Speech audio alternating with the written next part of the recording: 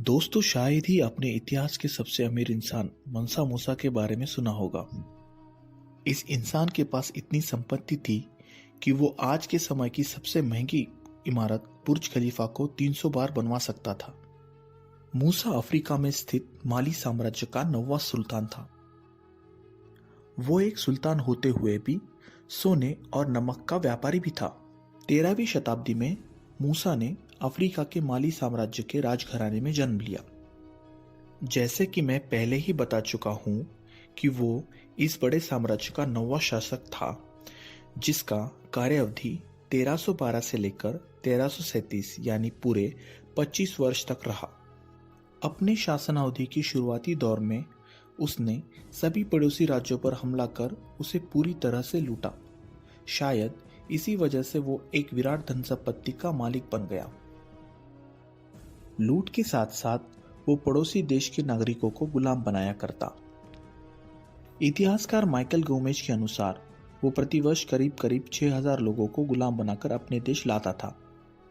इस तरह उसने कई सल्तनतों को लूटकर अपने साम्राज्य को आसमान की बुलंदियों पर पहुंचा दिया।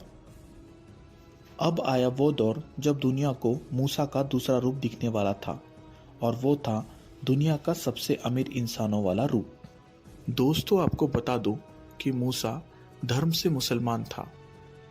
इस्लाम में हर मुसलमान को अपने जीवन काल में कम से कम एक बार तो मक्का की तीर्थ यात्रा से हो आना पड़ता है। मूसा ने भी इसी नियम का पालन करते हुए 1324 में मक्का जाने का फैसला कर लिया। मूसा ने 1324 से लेकर 1325 के बीच कुल 2700 मील की यात्रा को अंजाम दिया। एक सुल्तान होने की वजह से जाहिर है कि उसने यह यात्रा अकेले नहीं की होगी।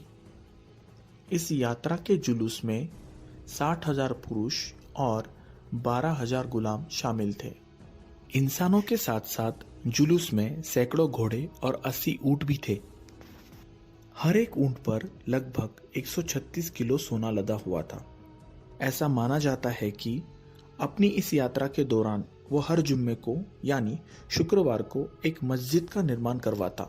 उसकी यह सुवर्ण यात्रा उसके राष्ट्र के धन को दिखाने का एक प्रमुख बिंदु बन गई थी। मूसा और उसका दल जुलाई 1324 में काहिरा के बाहरी इलाके में पहुंचा, जहां उसने नाइल नदी को पार कर गीजा के पिरामिडों के पास अपना डेरा डाला। इसी बीच मूसा की मुलाकात वहां के सुल्तान अल नसीर मोहम्मद से हुई। दोनों के बीच गहरी दोस्ती हो गई। दोनों ने आपस में उपहारों का आदान प्रदान भी किया।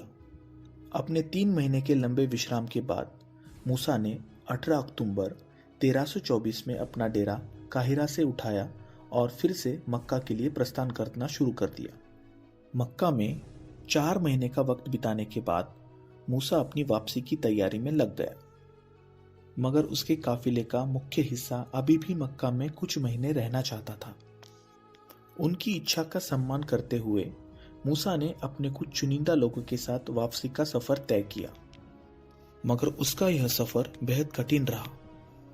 वापस लौटते समय मूसा पूरी तरह से कंगाल हो चला था। इस बीच उसके लोग ठंड, भूखमरी और डाकुओं के हमले से एक एक करके मर रहे थे। पैसों की कमी से उसके दल को पैसे उधार लेने और हज से पहले कादिरा में खरीदे गए सामान को फिर से बेचना पड़ा था।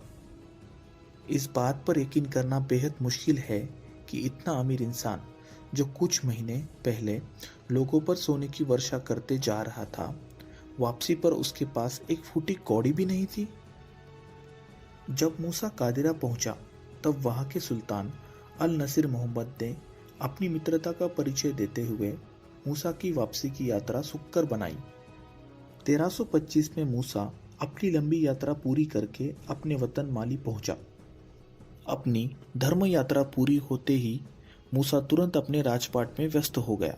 1325 में उसने टिम्बकटू और गाओ नामक शहरों को अपने साम्राज्य का हिस्सा बनाया। टिम्बकटू शहर को उसने अपने साम्राज्य का व्यापारी, संस्कृति और इस्लाम का केंद्र बनाया। धीरे धीरे यह शहर सारी दुनिया में सोने का व्यापार, इस्लामी शिक्षा और संस्कृति के नाम से विख्यात होने लगा। दोस्तों, तो ये थी कहानी दुनिया के सबसे धनवान शासक मानसा मूसा की। तो आज के लिए बस इतना ही। मिलते हैं अगले वीडियो में ऐसे ही किसी मजेदार टॉपिक को लेकर। धन्यवाद।